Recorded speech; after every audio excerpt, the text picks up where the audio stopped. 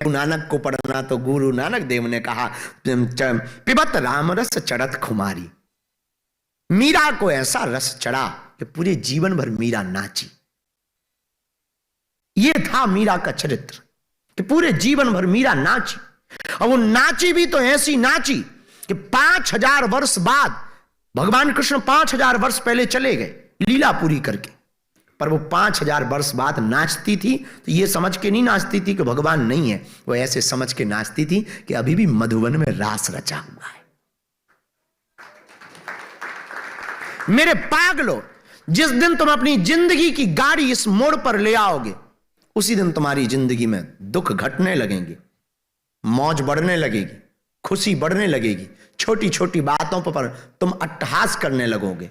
तुम्हें बड़ी बड़ी विपरीत परिस्थितियां तुम्हें डगमगा नहीं पाएंगी, तुम्हारा बाल बांका नहीं कर पाएंगे, आएंगी, आना ही है। और इससे तुम घबराना भी मत। बस तुम इसीलिए बीमार हो, इसीलिए परेशान हो क्योंकि तुम एक्सेप्ट नहीं करते, स्वीकार नहीं करते। या तो इग्नोर करते या फिर भागते, या तो वो पोस्ट नहीं देखना चाहते जिसमें तुम्हें गाली बकी गई, जिस कमेंटों में तुम्हें गाली दी गई तुम उसे देखते ही नहीं हो क्योंकि तुम्हें चिढ़ होती है। उस आदमी को नहीं देखते हो जो तुमसे नफरत करता और तुम्हारे खिलाफ बोलता, तुम्हें मजा नहीं आता, तुम्हें उससे चिढ़ आती है, वो कुछ बोले तो गाली बकने का मन होता, पीटने का मन होता। या तो इग्नोर करते हो, इसीलिए तुम परेशान हो। जिस दिन तुम एक्सेप्ट करना प्रारंभ कर दोगे उसी दिन परेशानी आज ही कम हो जाएगी। स्वीकार करो, आना ही है। पेंडुलम लाइफ का, जीवन का सिद्धांत है, इधर जाएगा तो इधर आएगा, झूला पीछे जाएगा तो आगे भी आएगा। शेर है, 4 कदम पीछे जाता है तो छलांग तो लगाता ही लगाता है। ऐसी जिंदगी है। आपकी जिंदगी में दुख आएगा तो तय है सुख भी आएगा। पर प्रश्न यह है कि आप हमसे पूछ सकते हो कि वो प्रश्न सुख कब आएगा। उसका उत्तर यही है, जिस दिन तुम सब कुछ स्वीकार करना सीख जाओगे उसी दिन जिंदगी में सुख आएगा। इसलिए आज की बात बहुत विशेष तो नहीं, एक सूत्र की बहुत प्यारी बात है। वो ये है, संतति या संपत्ति मिलना भगवान की कृपा नहीं है, भगवान की भक्ति मिलना भगवान की कृपा है।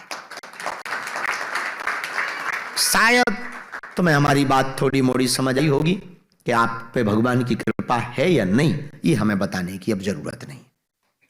खुद निर्णय आप अपना स्वयं ले लीजिए। आपको हर पल उनकी याद आने लगे, हनुमान जी की, आराध्य की, तो समझ जाइए भगवान की कृपा है, और नहीं आए तो समझ जाइए अभी वंचित है। और हां, तुम्हें मांगने का मौका बहुत मिलता है, पर भगवान से मांगने का मौका मिले ना, भगवान से भगवान को ही मांग लेना,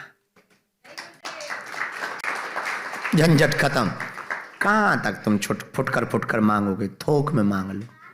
बैंक अपने बाप का होगा तो एटीएम का क्या करना? भगवान को ही मांग लो। जब भगवान ही अपने हो जाए, अब तुम म्यूजिशियन को मांगो कि म्यूजिशियन से कहो कि तुम घर आओ, म्यूजिशियन से सेटिंग बनाओ, फिर म्यूजिशियन तुम्हारी हम तक बात पहुंचाएंगे कि नहीं पहुंचाएंगे, इनकी दम पड़ती कि नहीं पड़ती, और हम इनकी बात मानेंगे कि नहीं मानेंगे, ये गारंटी थोड़ी है। अब इनको तुम खूब सेटिंग कर लो, यार भाई तुम तो साथ में रहते हो, थोड़ा करवा देना, ये गारंटी थोड़ी। तुम डायरेक्ट ही पकड़ लो, ये हम, अगर तुम हमको ही पकड़ लो, ये अपने आप पीछे पीछे चले आएंगे। फुटकर मिनिस्टरों को तुम अपना बनाओगे, कोई मिनिस्टर मिलेगा नहीं मिलेगा, तुमसे प्रेम करेगा नहीं करेगा।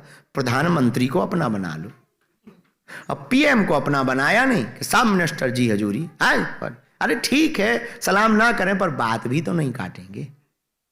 और प्रधानमंत्री के बगल में बैठे हो तो क्या किसी मुख्यमंत्री की क्षमता है तुम्हें उठा दे? हाँ या ना? नहीं। उसी प्रकार तुम परमात्मा की शरण में बैठे हो तो किसी दुख की क्षमता है कि तुम्हें उठा दे?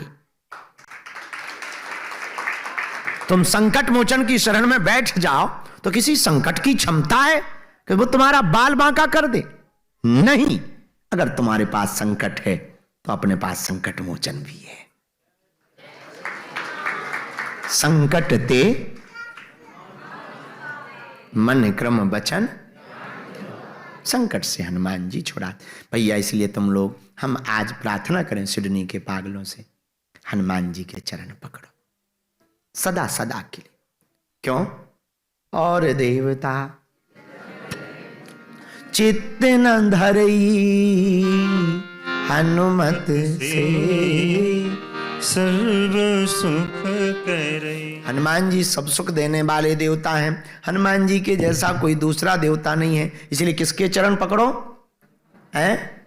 हनुमान जी के चरण पकड़ो। क्यों पकड़ो? चारों युग परिताप तुम्हारा है परिसिद्ध जगत उजियारा।